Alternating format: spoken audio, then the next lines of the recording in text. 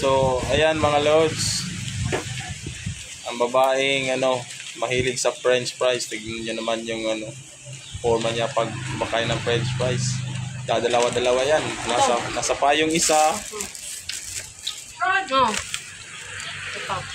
Tapos may siya. May dalawang milk tea siya dito. Yan. Yan. Tignan nyo. Ganyan siya katakaw.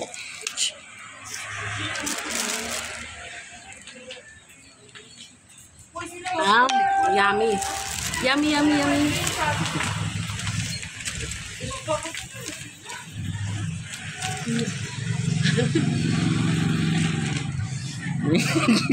Ipos naman yung ulo. Kita gumbagtak sa lamok. Bye-bye.